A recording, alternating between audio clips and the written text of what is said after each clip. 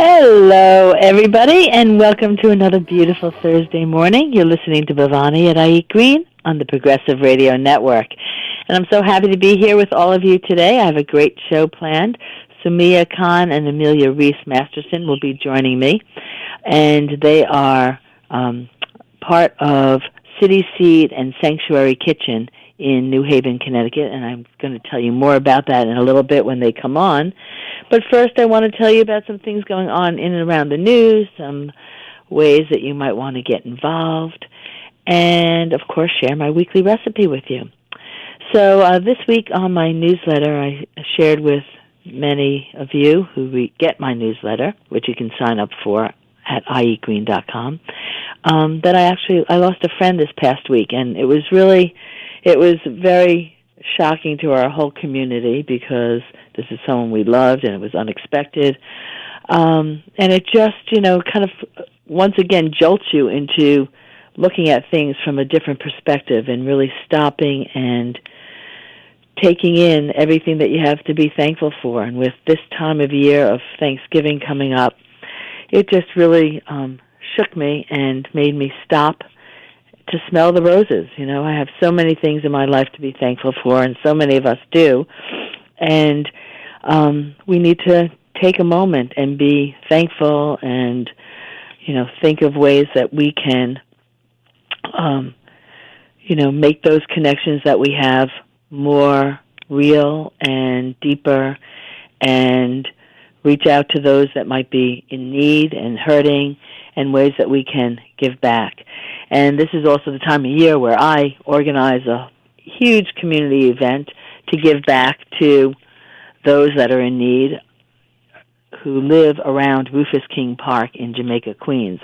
And it's a big event that starts at my home in Old Westbury the weekend, next weekend actually. It's coming up really quick.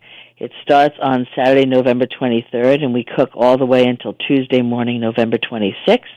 And then we serve lunch to anywhere from 700 to 1,000 people in the park in Queens. And they just finished renovating the park. We've been serving, this will be our 25th year, and we have been serving in the park for the last 4 years or so, changing our spot, working around the construction that was going on in the park, and they finally finished the construction. I hear the park looks beautiful, and now they don't want to give us a permit, if you can believe it. Now that it's a beautiful park and, the neighborhood's getting regentrified, they don't want those in need in the park. And so we're working hard to try to get that permit secured for next week. Otherwise, we will have food for 1,000 with nowhere to bring it to. I'm sure we will find shelters and places to bring the food, but it's not, I don't want to stop this event because it, as I've said in the video that just came out on YouTube called Thanksgiving Back, which you can all look up on YouTube or find on my website, this has been going on for 25 years, and it's a well-greased engine, and it, brings together so many people in the community who get a lot out of just the act of giving back. And so we all can benefit from participating in ways to volunteer, and I encourage you all to do that. Check out the video on Thanksgiving Back. It's really quite moving. And I would like to share with you some ways that you can take action. This Thanksgiving, you might want to consider purchasing a turkey from a local sustainable farm instead of just going and buying an industrial-raised turkey.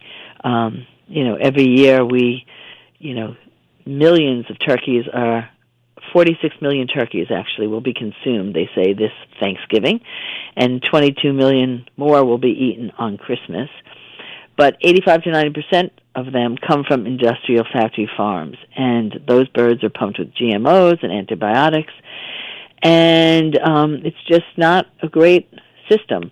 Our industrial food system has a lot to be desired, and so if you can support a local farmer who's raising the turkeys in a much better way, giving them a life that's at least worth living until they are slaughtered, it would be better. So check out farms in your local area. Eat Wild is a great resource, and Local Harvest. Both of them will tell you where you can find local farms. I've listed some here on Long Island on my website if you want to check that out. And I wrote about the chocolate deforestation connection this week in my newsletter, as well as the problem with food deserts and that issue spreading across America. It used to be just poor neighborhoods in cities that had or were described as food deserts, where predominantly African American and Hispanic communities, you can get lots of fast food, but try to get a fresh tomato, you can't do it. And it's a big problem. But now that problem is not only in cities of lower income neighborhoods, it is also in communities across the country, small towns that are dwindling in population, partly because they don't have grocery stores. These are towns where there's farmland all around, and they're raising some of the food for our country, and yet they have no access to food because the supermarket can't afford to stay in the town with a small population. So these communities are starting to fight back and coming together and are, starting community groceries. And it's kind of a nice story, and yet at the same time it's a very serious concern for those communities that are in limbo right now and have not gotten a grocery store together yet. They have to travel. They could have to travel half an hour to an hour just to get a fresh vegetable. And that's just a big problem, especially if we're trying to attract young people to stay in these communities or move to these communities. So really interesting articles. Check them out in the news on my website at iEat Green. Some things coming up in and around the area that you might want to participate on. Climate Wednesdays continue at the Brooklyn Library. Coming up on November 20th, the theme is Parenting in the Age of Climate Change. These are free events from 7 to 8:30 in the evening. And then the next one is on December 11th, which is the Green New Meal, and that's the Food Climate Connection. And that will also be at the Brooklyn Public Library, also free from 7 to 8:30. And the December 11th date, I will be moderating a panel. The colleagues that will be on that panel are all great. Nancy Romer, Onika Abraham, and Elizabeth Henderson. All amazing women that know so much about climate change and the food connection. So I hope you can join us for that. Next weekend, November 20th, Conversations About Food up in Boston with Food Tank. They're continuing their conversations about food. That will be at the Friedman School of Nutrition and Policy, and that's a free event. And then the Biodynamic Conference will be going on also November 20th to the 24th up in Lake George. If you haven't signed up for that and are interested, please do. There's also sign-ups for volunteering for this Thanksgiving event that I'm doing for next weekend. I think most of the spots on the weekend are open, and you can sign up there. And then I'm doing it again for Christmas. I have a volunteer opportunity for a Christmas community dinner that I do, and that will be from Sunday, December 15th through the 17th. And then please save the date for NOFA New York's Winter Conference. NOFA is the Northeast Organic Farming Association, and there's NOFAs in all of the New England states, and this is our biggest event. This year it will be moving to Syracuse, so stay tuned for more information about that. And now I want to share with you my recipe. It's a quick one this week. As many of you know, I'm the Farm to School coordinator for Glen Cove City Public Schools, and every month I am introducing a new vegetable to the kids, the 3,200 kids in the district. And so this week I am doing roasted beet salad, and because the custodians would kill me if I used red beets, I'm using golden beets and Kyoja beets. Kyoja beets are the beets that are red and white spiral, and they're beautiful, and they don't stain. So it's pronounced Kyoja, but it's spelled Chioggia, beets. And very simple. I started with 8 beets, a quarter cup of balsamic vinegar, a quarter cup of olive oil, 1 teaspoon mustard, 2 tablespoons orange juice, which just sweetens it up a little bit for the kids, and then salt and pepper to taste. For the kids, I don't even bother with the pepper. I'm just putting on a little bit of salt. I roasted the beets until they're soft. That takes about 50 to 60 minutes. I wrap the beets in aluminum foil to keep the juices inside. And lots of people said they boil their beets, and you can do that, but when you boil the beets, so much of the flavor and color comes out. So by roasting it, you really keep all those nutrients and flavor right in there. Once they are roasted, you can let them cool just a little bit so you can handle them, and then you're going to peel them. And the skin at that point just comes right off. Really, really easy to peel them. You just take a little paring knife and just wipe the peels away, basically. Meanwhile, in a large bowl, I'm going to mix together the balsamic vinegar, the olive oil, the orange juice, and the mustard.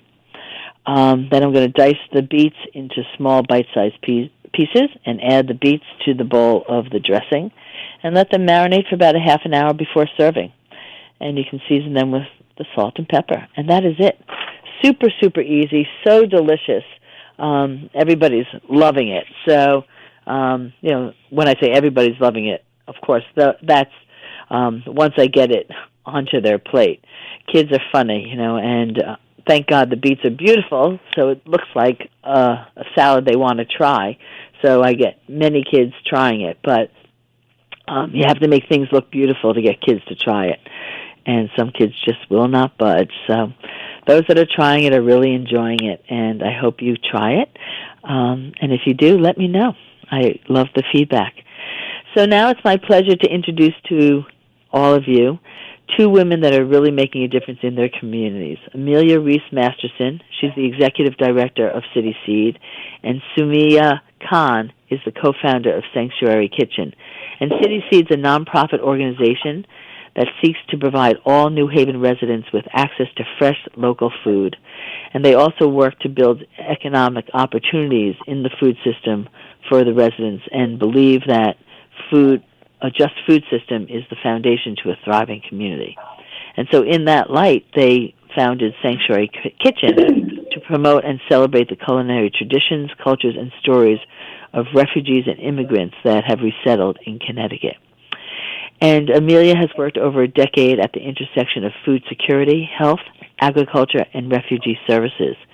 She's worked with Iraqi and Syrian refugees across the Middle East on food security programming, in addition to spending time in New Haven, both earning a master's in public health and working in community-based food and nutrition services.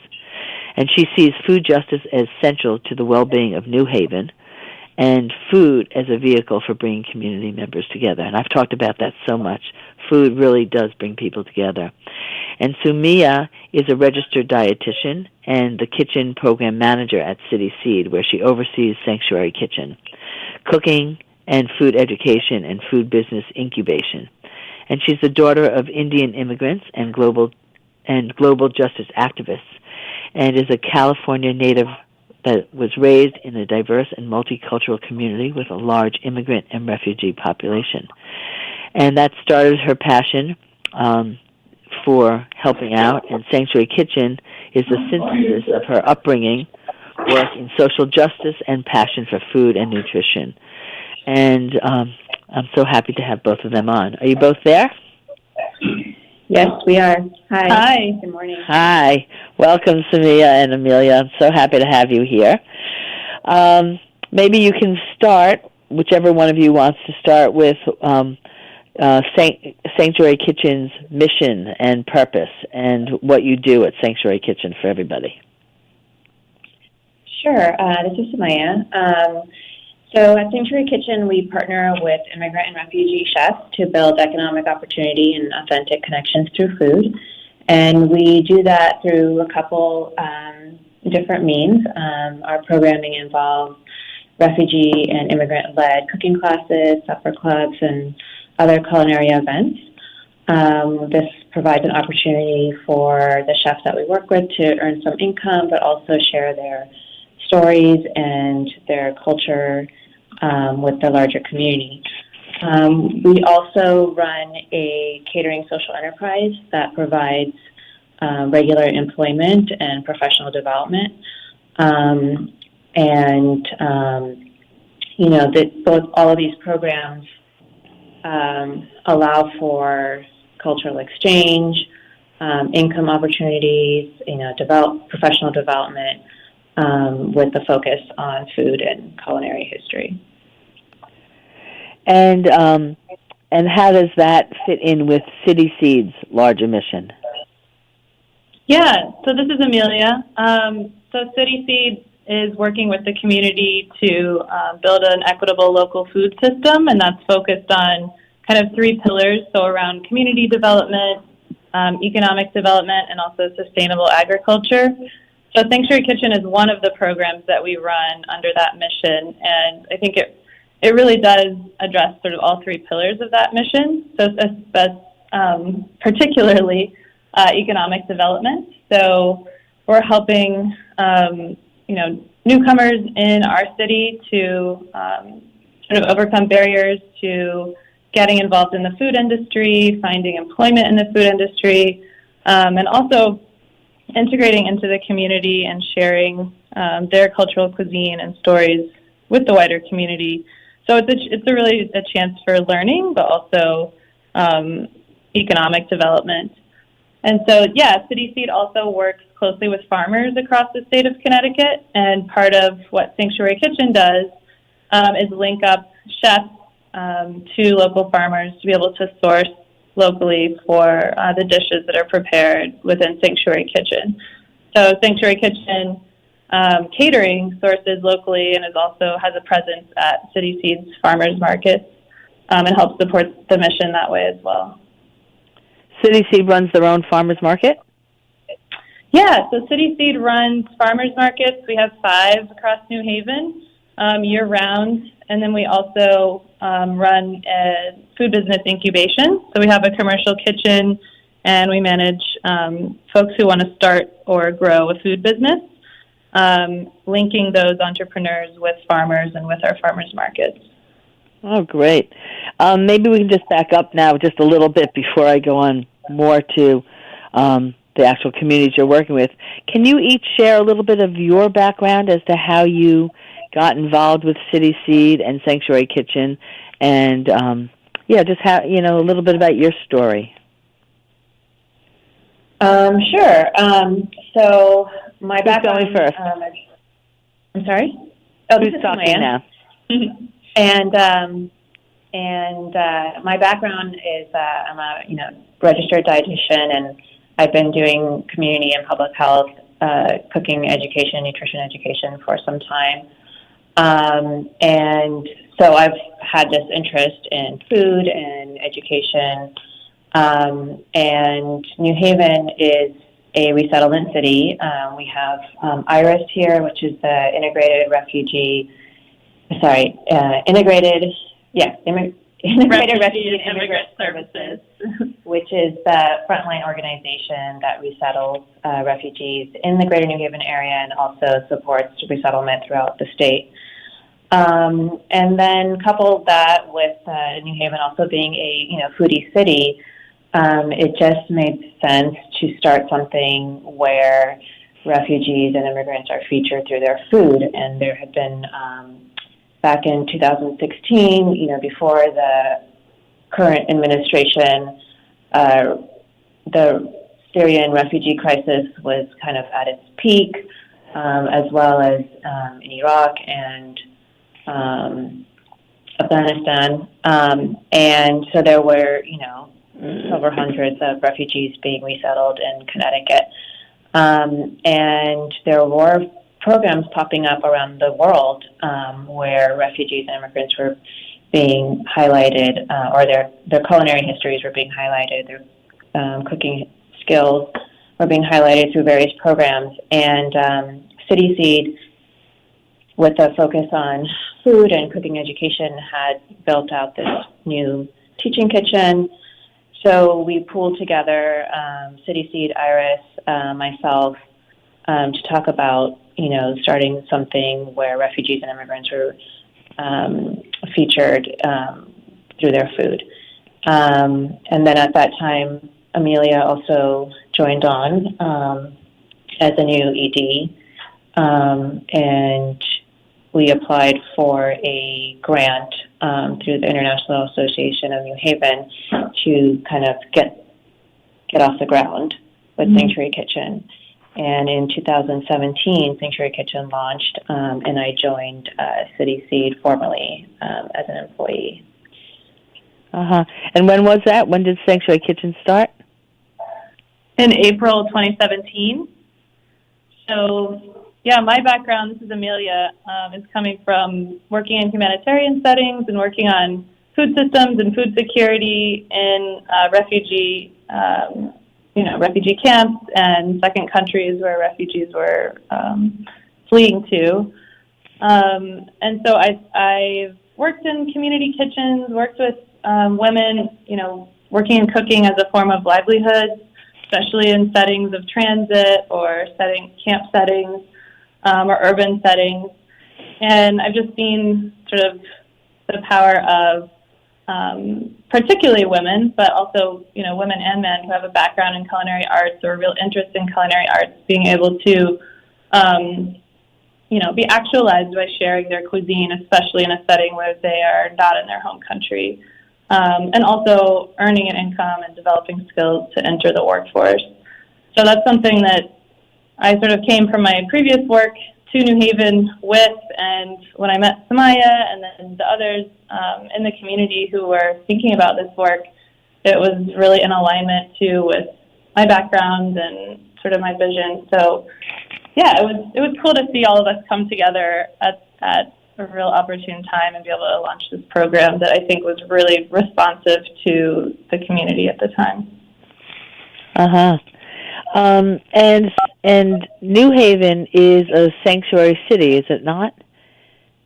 Yeah, so we are a sanctuary city in name. The mayor actually this year passed an executive order naming us as a sanctuary city. So employees of the city are not supposed to ask about immigration status or cooperate with ICE. So we're still pushing to get that pushed through as an ordinance so that it can remain in place, throughout mayoral transitions. But New Haven has been historically a pretty welcoming place for immigrants and refugees. We were the first city to have a citywide ID card, which, is really helpful, particularly for the undocumented community. And there's a lot of activism in the city around deportation defense and immigrants' rights as well as refugees' rights. But we can do more for sure. And there's still a lot of learning here that needs to happen as well. Sure. And do you have to worry when you have events? Do you have to worry about ICE coming in or anything like that? I mean, we haven't had that experience. I mean, that definitely is a possibility. I think there have definitely been ICE raids around the state recently, and there's a man who's currently in sanctuary at a church in New Haven, a man from Ecuador who's been there over a year now. So it's definitely a real threat. I'd say the majority of the participants in our program are refugees from Afghanistan, Iraq, Syria, Sudan, who don't face that threat, but that, the program is open to anyone regardless of immigration status. And so, we also have program participants from 11 different countries, including Latin American countries, African countries, Asian countries.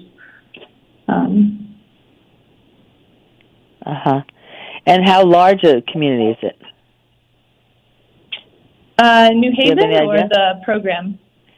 No, how many immigrants are living in New Haven right now, or what percentage of the city would you say? Is it a large percentage? Yeah, so for refugee resettlement, was it about 500 families per year up until the ban in 2017? and those numbers have dropped due to government policy. So now it's around 200 per year.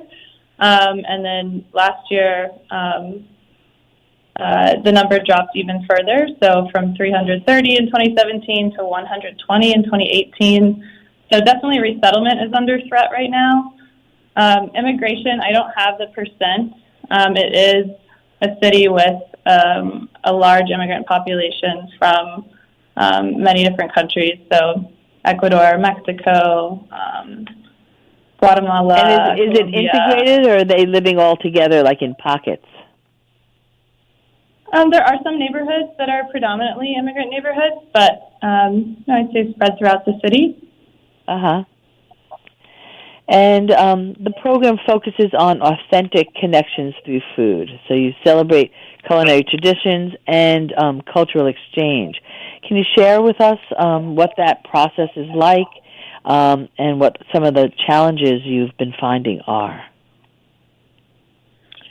So through our culinary events, we run cooking classes, supper clubs, and other culinary events where we partner with other organizations or businesses to highlight the culinary skills of refugees and immigrants. And through all of those, we feature the chefs' cuisines and their recipes as they know them. So there are recipes that they've developed or they've learned from their mothers or grandmothers. And during the event, during the cooking class, while they're teaching the recipe, or during the dinner when the chefs and the guests are sitting together and enjoying the meal, there's opportunity for cultural exchange and the sharing of stories both ways. And we find that coming together over a meal is a very intimate experience. It's very genuine, and it's a comfortable space where these exchanges and these connections can form and occur. The whole idea of Sanctuary Kitchen is it's a safe place. It's a communal place. And the settings are small and intimate, so there is that opportunity to really get to know each other in detail. And we found through these events that relationships have developed, and then they go on beyond the event. So friendships are made, networking and connections in terms of if a guest has access or is involved with education or certain jobs, they're able to really connect the chefs that we work with in various opportunities, whether it's helping their kids get into certain schools or helping them find jobs or housing. And so we see that real direct impact that the chefs benefit from, but also the guests benefit in terms of learning about new cultures, putting a face to, a real human face and a human story to the headlines that they hear about in the news. It's not something abstract anymore when you're talking to. And are the classes? I'm sorry. Are the classes small and hands-on, or are they more demo and a larger group? Because you're talking about an intimate group when you're sitting down. So are they all, like 8 to 10, or are they more like 20, 25? Yeah, our cooking classes are about 14 to 15 people, and they're hands-on, mostly hands-on. There's a little bit of demo part of it, but for example, on Saturday coming up, we have a cooking class on how to make Sudanese sambusa, which is a savory pastry with a meat or vegetable filling. So the chefs will demonstrate how to make the filling and the dough, but everybody will get to assemble and form them and cook them. And then it'll end with sitting together, enjoying the meal. The Sudanese chefs also do a beautiful smoked tea ceremony, so that'll be demonstrated and enjoyed by all the participants as well. And so we do those every month, and it's a really great way for the community and the chefs to get to know each other while they're preparing these authentic traditional dishes. And is that typical that you have these just once a month? Yeah, we have about 3 to 4 events a month total. So one cooking class, one supper, and then maybe 1 to 2 events with other organizations. So last weekend, we partnered with Creative Arts Workshop here in New Haven. They had an exhibit on sanctuary cities, and it was called Sanctuary Cities and the Politics of the American Dream. And we collaborated on the closing reception by doing a tea and tradition event featuring tea cultures from around the world with tea tastings and demonstrations, and then also a really great panel discussion where both the Sanctuary Kitchen chefs from a couple different countries and the guests kind of shared about tea traditions from where they're from and the role tea gatherings plays in organizing, in community, in family. So we have quite a variety of events that we host throughout the year. Lovely, lovely. You know, it's interesting. You talk about all the different tea ceremonies and tea, the different way different cultures enjoy tea, and the same with you. You just talked about the pastry cooking class, and I was talking to someone else recently about this, how every culture seems to have their pastry, some food item that they wrap in a pastry. And there's so many similarities in different foods from around the world, and it is just so wonderful to see you celebrating them and bringing people together. I'm going to suggest let's take our break right now, with just a couple-minute break, and when we come back, I really would like to talk about some of the connections and the opportunities that have been found for some of the refugees and immigrants that you've worked with and some of their stories. So everyone listening, don't go anywhere. I'm talking with Sumiya Khan and Amelia Reese Masterson from CitySeed and Sanctuary Kitchen, and we'll be right back. It's the Ralph Nader Radio Hour. Stand up, you've been sitting way too long. Every Thursday at 2 p.m. on the Progressive Radio Network. Hey, it's Jesse, PRN Station Manager. I have an exciting announcement for our amazing listeners. PRN has a new voicemail line that will allow you to connect better with our hosts. If you can't listen live but have a question or comment for one of our hosts, just call 862-800-6805. That's 862-800-6805. This feature will allow your voice to be heard on your favorite PRN show. Thank you for listening to the Progressive Radio Network.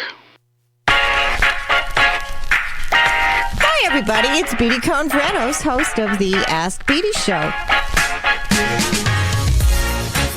Thanks to Audio Now, the Progressive Radio Network now has an app. All you have to do is go to the App Store on your cell phone and search the Progressive Radio Network. You can listen live to PRN shows and also listen to past archive shows. So go to your App Store and download it right now. This is Dr. Cheryl Selman, and I'm the host of What Women Must Know, every Thursday at 4 p.m. Eastern Time. As a naturopathic doctor and psychotherapist, I am always seeking the latest solutions to help you rejuvenate and regenerate your body, mind, and spirit. So join me, Dr. Cheryl, and my inspiring guests, authors, health practitioners, and wise elders to empower yourself by expanding your knowledge about your health and your hormones, and to gain fresh, new perspectives on life. That's What Women Must Know, every Thursday at 4 p.m. Eastern Time.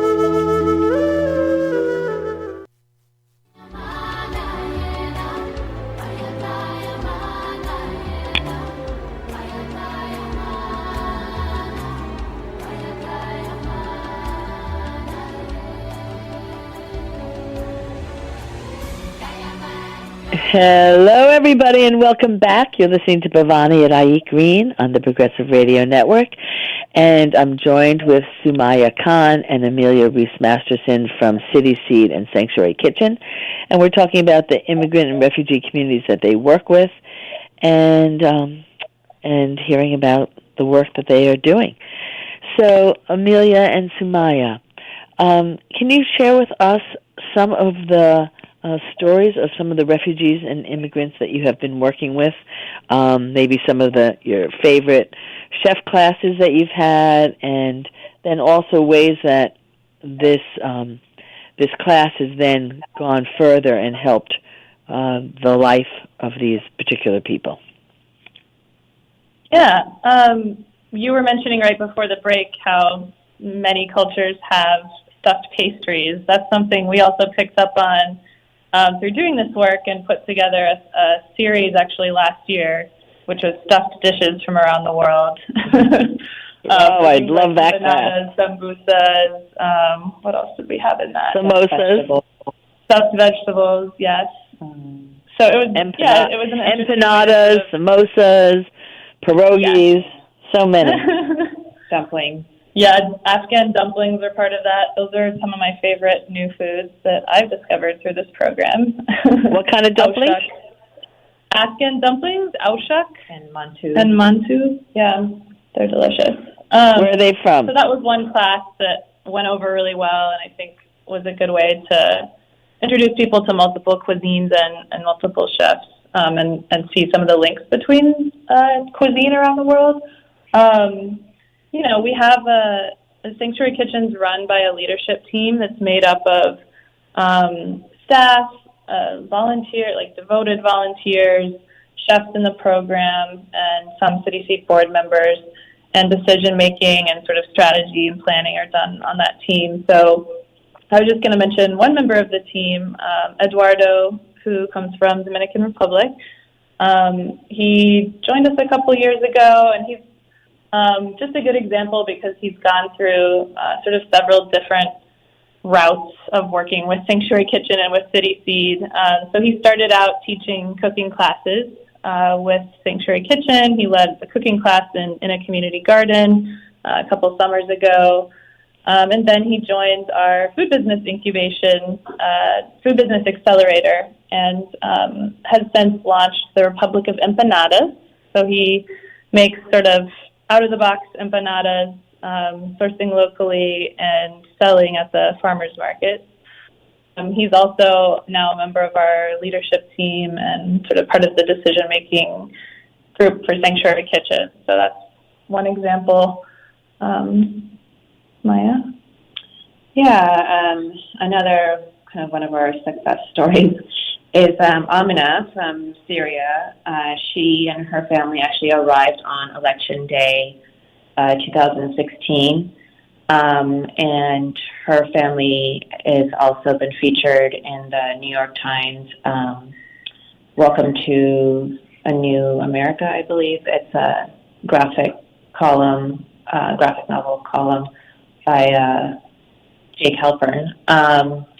And she joined Sanctuary Kitchen in 2017 and first did, several of our supper clubs. And was also part of our pilot food business accelerator program. And so after completing that program, she was able to launch her own catering business, as well as join the Sanctuary Kitchen catering team to kind of get more experience with catering, learning the business end. And in the last year, she has really moved up in leadership.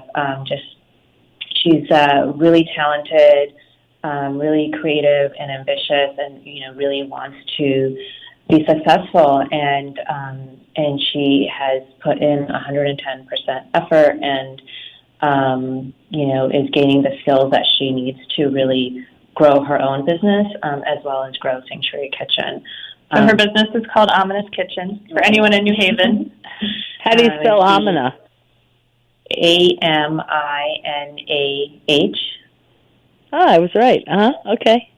Yeah. I'm going to look it up. Yeah, run their own catering business, and then, like I said, she's gaining more experience through our catering program, and has really kind of taken on some leadership roles with us, and has also recently joined our leadership team. Now, you've mentioned supper clubs a couple times. What's the supper club as opposed to the cooking class? Sure, yeah. So the supper clubs are dinners that have been hosted by various community members in their homes, and we've also had a couple at some restaurants. And this is where we have about 15 to 20 guests attend and enjoy a traditional meal prepared by Sanctuary Kitchen chefs, and we've had dinners featuring Syrian food, Iraqi food, Afghan, Ghanaian, Sudanese food, and it's different than a catered dinner or a restaurant experience in that the chefs who prepare the food also join the table with the guests and eat the meal together. So it's a way for them to get to know each other while they're enjoying this feast, basically. And then the second half is a facilitated conversation over dessert and tea and coffee, where the chefs are able to share a more detailed story of their journey to the United States. Why they left their homes, what that experience was like, and what their experience has been being resettled here in New Haven. And then it's a chance for the guests also to ask more pointed questions, for the chef to get to know the guests as well. So the conversation ranges from, sometimes the horrible tragedies that these families have faced because of war, but also, really lighthearted food memories of cooking with their families back home, their first experience tasting New Haven pizza, and what it's been like for their children to enter American public schools and so forth. Mm-hmm. From your experience, have you found that they are finding it difficult, or are their children welcomed, or is there kind of a stigma? Are they separated out? What kind of experience have most of them shared with you? For the most part, it's been positive. We have to remember that no one willingly leaves their home unless they have no other choice. And all the families that we've worked with, they're all looking for safety and opportunities for education and a livelihood, just like everybody else. Right. But for the most part, all of them have said that they have found New Haven and New Haven residents to be welcoming. Their children are adapting to the lifestyles here, learning English. The biggest challenge is language. They are taking classes. The children obviously learn faster, and they are very happy and excited about opportunities for their children in education. Yeah, so I just wanted to add on the language part. So one thing that we offer, because the biggest challenge to employment especially is language, and I think employment is one of the biggest issues that people raise as critical and something that's often hard to find when you're new in the city. So through Sanctuary Kitchen Catering, we offer a culinary ESL class for chefs who are participating, so English as a second language, but focused on culinary arts. And then also, job training and eventually placement. So the catering program is only about a year old, but we're hoping that it can be used sort of as an apprenticeship with this extra support around language, and then eventually linking up those who want to move on to other jobs in the food industry. Mm-hmm. And are there ingredients that you find hard to find here that the chefs need? Actually, no. We have quite a few Middle Eastern, Indian, African grocery shops here, and Latin American, where they can mostly get all the ingredients that they need. There's a few things that have had to be tweaked. Like for Aushak, the Afghan dumplings, I think the type of leeks that go in the dumplings are a little bit different. And so they've, the Afghan chefs have found something that works and tastes similar, but it's Chinese leeks or Chinese leeks instead of what they used in Afghanistan. But yeah, we're able to find everything so far to be able to make anything that they have brought to the table and wanted to put on a menu. Yeah, good. And how in the culinary traditions of the immigrants you're dealing with, how meat-centric versus vegetable-centric is the food from those countries? I mean, Syrian food in particular, most of the meze is vegetarian. So any sort of appetizer dishes primarily are vegetarian. There's a lot of meat main dishes.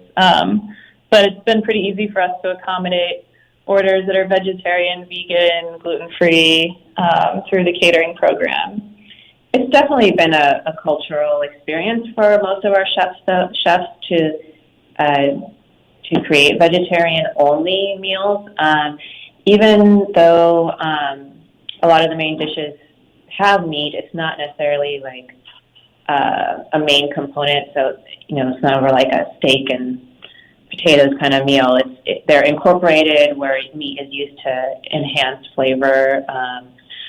And so when we talk to them about like, oh, can you leave meat out? They're like, well, you can, but it's not going to taste good, So it's definitely, and for them, it is a little bit unusual to like not have any meat, especially when you're serving guests, because it's considered when you serve guests, you serve your best dishes, right, and most special dishes, but like Amelia said, a lot of the dishes, especially the sides and the appetizers, are naturally vegetarian.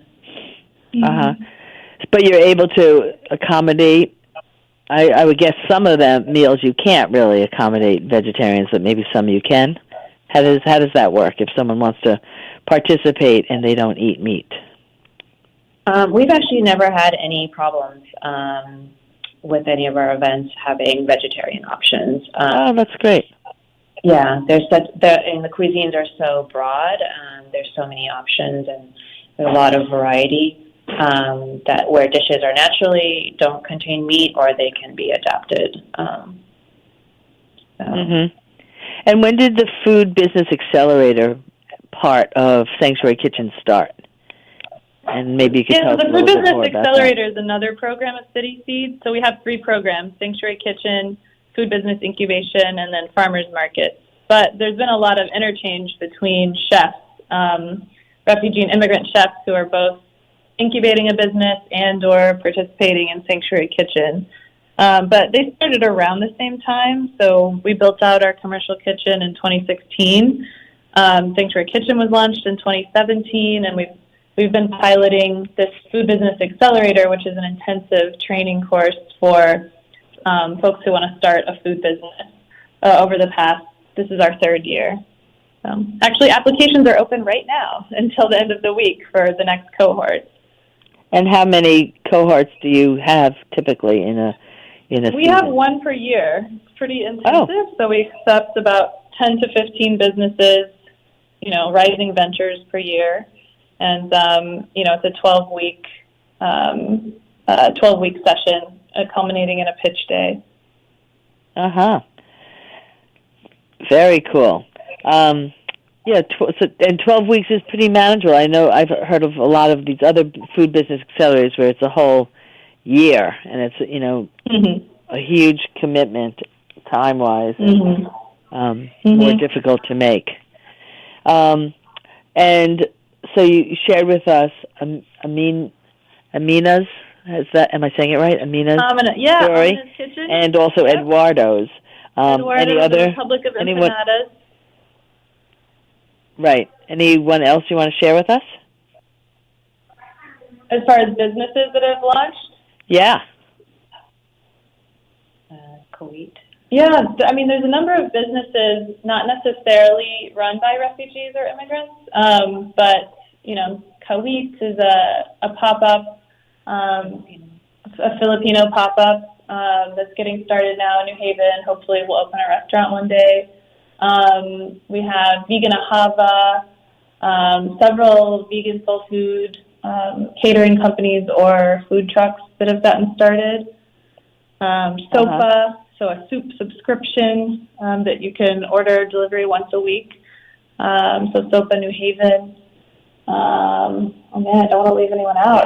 And does CitySeed partner with other organizations? I know you mentioned, the tea tasting thing that you did. You worked with another organization. Can you share with us some of the partnerships that you have in New Haven? Sure. So the Food Business Accelerator, we partner with Collab, which focuses on larger business incubation beyond food businesses in Connecticut. And then for our programming, Sanctuary Kitchen events, we've had various partnerships and collaborations. Earlier this month, we had a film screening of We Are Not Princesses, which is a film about Syrian women, refugee women who use theater to cope with the trauma that they've experienced. And that event was partnered with IRIS, Yale Theater Studies, University of New Haven, the Connecticut Humanities Fund. And it was a real well-attended event with a talk back with the film director. We've had pop-ups with Atticus Cafe in New Haven and 116 Crown, which is another restaurant.